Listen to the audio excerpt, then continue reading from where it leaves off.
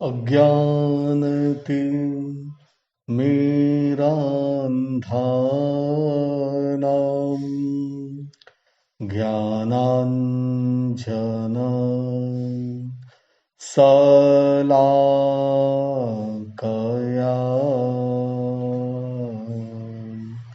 नेत्रमन्मीलितं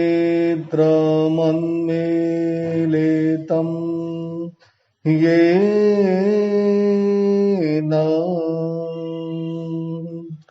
तस्मै श्री गुरवे नमः।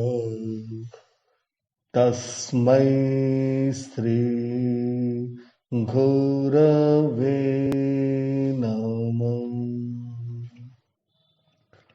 महापुरुषों की महागाथा लिंबड़ी अजरामर संप्रदाय के शासन प्रभावक त्रिपुटी मुनिवरों की बात चल रही है। प्रसिद्ध वक्ता पूज्य नागजी स्वामी के बारे में आप सबको सुनने को मिला।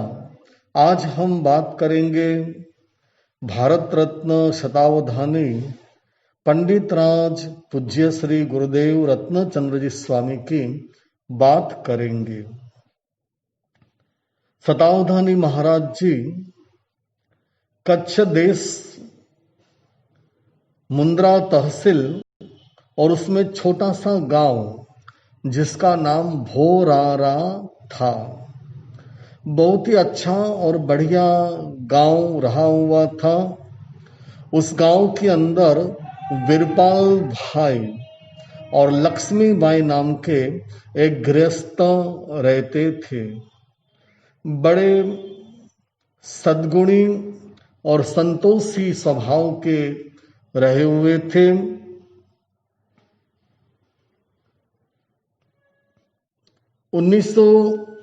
विक्रम संवत 1936 वैशाख सुद 12 के दिन एक अच्छे से पुत्र को माता ने जन्म दिया और उनका नाम राय सिंह भाई पड़ा। 6 साल के हुए राय सिंह जी तब वहां की शाला में पढ़ाई करने के लिए भेजा गया।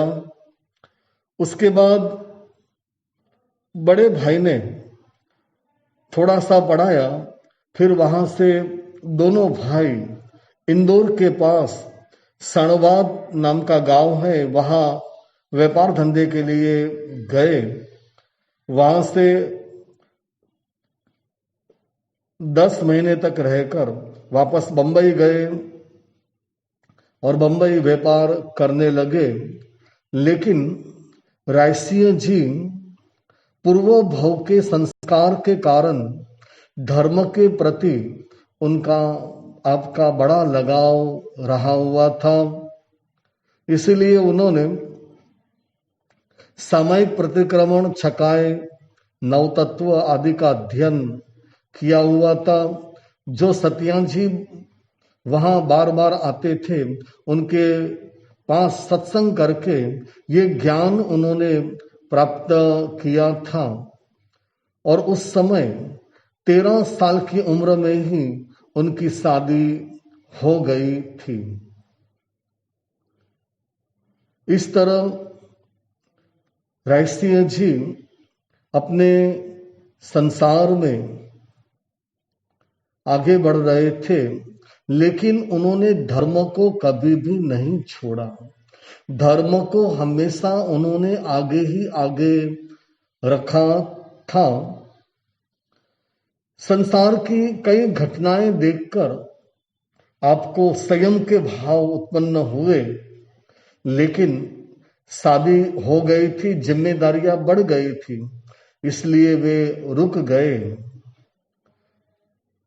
यादृशी भावना तादृशी सिद्धिर भवती, ऐसा गीता जी में कहा गया है कि जैसी आपकी भावना हो वैसा ही बनकर रहता है।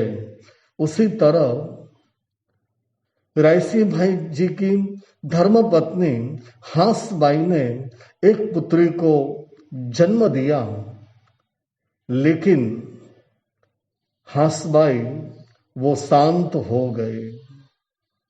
ये जब सुनने को मिला रायसी जी को, तब वे बड़े खिन्न हो गए, लेकिन वैराग्य भाव में बड़े जागरूक हो गए। वहां से वे वापस अपने गांव आए और गुरु महाराज के पास पूज्य आचार्य भगवान गुलाब चंद जी स्वामी के पास वो पढ़ाई करने लगे। इस तरह समय बीतता जा रहा था।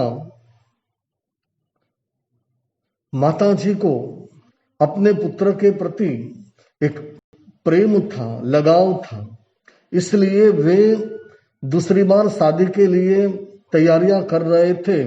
जब रायसी जी को पता चला तो उन्होंने मना कर दिया, मुझे शादी नहीं करनी, बस मुझे तो अब दीक्षा लेनी है, आप जल्द से जल्द मुझे रजा दीजिए।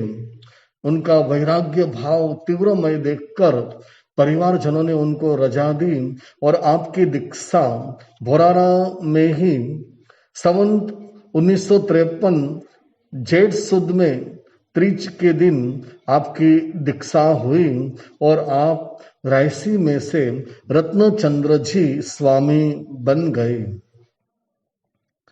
रत्नचंद्र जी स्वामी वो ज्ञान गर्भित वैराग्य होने से आप हमेशा ज्ञान में रक्त रहते थे और आपके ऊपर गुरु कृपा इतनी अच्छी बनी रही कि गुरु महाराज जो भी आपको पढ़ाते थे वो कम ही होता था, आप तुरंत ही करके वापस दे देते थे। और इसके अलावा बहुत सारे पंडित आपके पास आए और कई पंडितों से ज्ञान आपने प्राप्त किया और आप बड़े अच्छे से ज्ञान में आगे बढ़ते जा रहे थे। जब आपका चातुर्मास जामनगर में था, तब पंडित नारायण जी मुलजी भाई के पास पढ़ने की आपने भावना व्यक्त की। उन्होंने कहा कि मैं एक शर्त पे पढ़ाऊंगा कि मैं आपको पढ़ाने के लिए वहां आऊंगा, तब से लेकर पढ़ाकर जब मैं जाऊंगा तब तक मैं संस्कृत में ही बात करूंगा, अन्य कोई भी भाषा में मैं बात नहीं करूंगा। अगर ये आपको मंजूर है तो मुझे कहना, तो मैं अवश्य आपको पढ़ाऊंगा। और गुरु महाराज पूरे आनंद के साथ उन्होंने स्वीकृति दे दी और बड़ी अच्छी तरह से वे भी संस्कृत में बात करते और पंडित जी भी बड़े आश्चर्यान्वित होकर रह गए थे। ऐसे गुरु महाराज ज्ञान में बहुत ही आगे बढ़ गए थे। आपकी तर्क शक्ति, आपकी स्मृति शक्ति इतनी बढ़िया रही हुई थी कि एक बार सुना हो, एक बार देखा हो, वो भी आपको याद रह जाता था। इतनी तीव्र शक्तियां आपके पास रही हुई थी और इसी शक्ति के कारण आपके पास अवधान करने की शक्ति, ताकत आपको प्राप्त हुई, जिसमें 3 बातें मुख्य आती हैं: ग्रहण, धारण और स्मरण। यानी कि पहले ग्रहण करना, जो प्रश्न सुनने मिले उसे ग्रहण करना है, ग्रहण करने के यानी कि सुनने के बाद उसको धारण करना है, यानी कि अपने ज्ञान में उसको धारण करके रखना है। और तीसरा नंबर है स्मरण, यानी कि जब किसी को प्रश्न का उत्तर देना है तो उसके लिए स्मरण चाहिए, किसका कौन सा प्रश्न था। ये स्मरण होते ही वे उस प्रश्न का जवाब दे देते थे। ऐसी 3 अद्भुत शक्तियां आपके भीतर रही हुई थी। तभी श्रावकों को जैसे पता चला, तब उन्होंने पहला चातुर्मास स्थानगढ़ में था और वहां उन्होंने 70 बार, पहले 8 बार, फिर 17 बार और तीसरे बार में 50 बार आपने अवधान किए थे। इस तरह से ये सिलसिला प्राप्त हुआ। अवधान में यानी के एक साथ में 25-50 लोग बैठे हुए बड़े बड़े विद्वान रहते हैं और वे गुरु जी को बारी बारी से प्रश्न पूछते जाते, एक साथ में सबके प्रश्न सुन लेते हैं और फिर जब उनकी बारी आती है तब वो वही आदमी को जो प्रश्न था उसी का ही उत्तर आपको मिलता है, दूसरे का उत्तर कभी भी आपको नहीं मिलता। तो इस तरह से वे अवधान प्रयोग के अंदर बहुत ही आगे बढ़ गए और इसी तरह ज्ञान की कोई सीमा नहीं है। ज्ञान जितना भी लेंगे उतना ज्ञान कम ही रहा हुआ है। तो इस तरह आप ज्ञान के भीतर बहुत ही आगे बढ़ते गए। साथ साथ में दर्शन की शुद्धि, और दर्शन की शुद्धि के लिए चारित्र की शुद्धि होना बड़ा जरूरी है। अगर हमारा चारित्र शुद्ध है तो हमारा दर्शन भी शुद्ध रह जाएगा।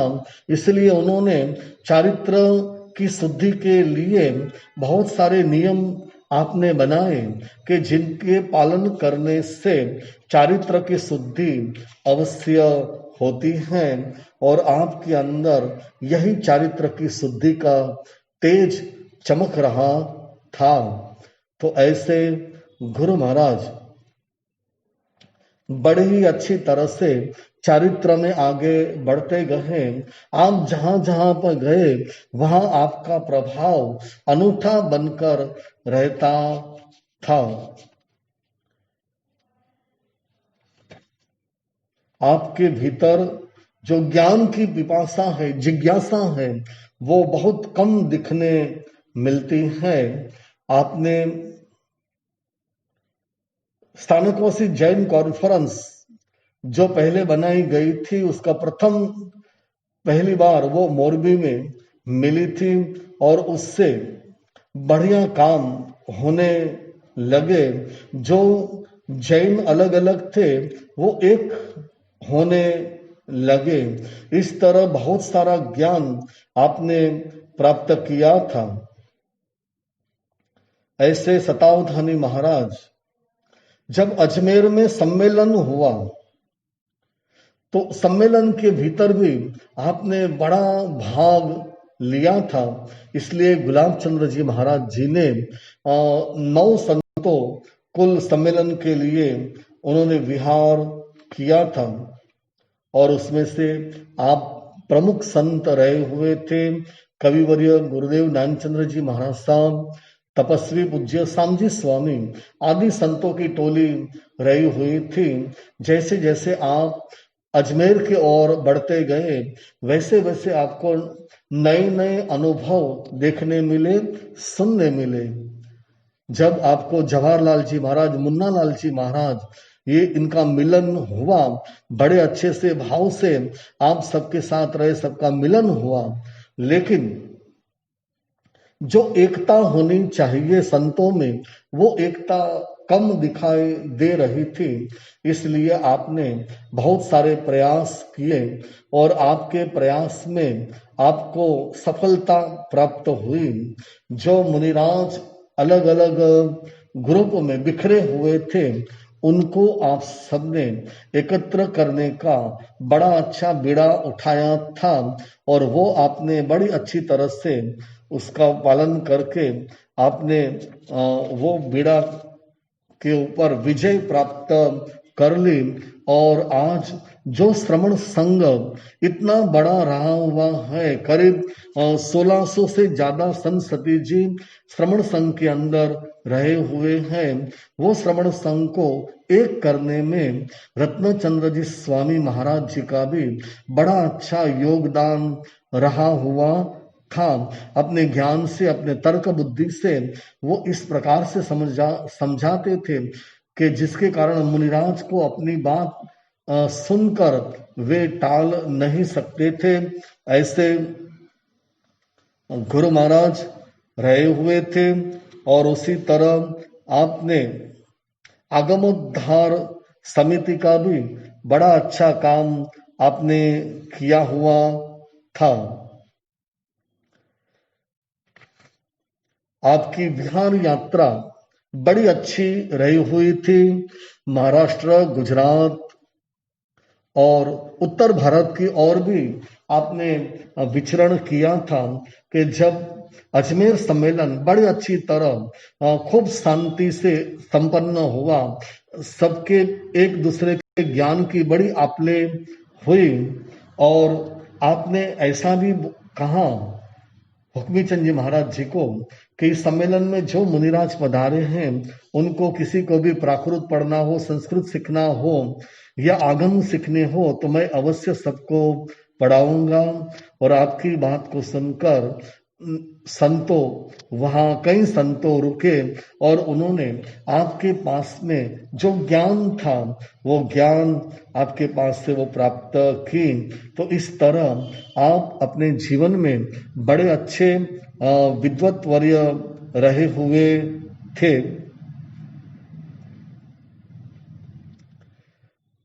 आपने कई जगह पे अलग अलग रूप से अवधान के प्रयोग भी आपने किए और उसी अवधान के प्रयोग में सब लोग, सर्व ज्ञाति के लोग आते थे। राजा महाराजा भी आपके अवधान प्रयोग में आने लगे और आप बड़ी अच्छी तरह से ये अवधान प्रयोग के अंदर आगे ही आगे बढ़ते जा रहे थे और ज्ञान की जिसे पराकाष्ठा कहने में आती है, ऐसे 100 लोग यानी कि शतावधानी 100 लोग बैठे हुए हो और वो प्रश्न करते हैं और आप बारी बारी से उनका उत्तर देते थे। ये बड़ी ही प्रभावशाली ज्ञान की बात रही हुई है। ऐसे अनेक प्रकार के ज्ञान आपके पास रहे हुए थे और आपने बड़ी अच्छी तरह से उसका लाभ उठाया था। आप इंग्लिश भाषा के ऊपर भी आपका बड़ा अच्छा प्रभुत्व रहा हुआ था। इस तरह आपका जीवन इतना अच्छा सुंदर रहा हुआ है कि कितनी भी बात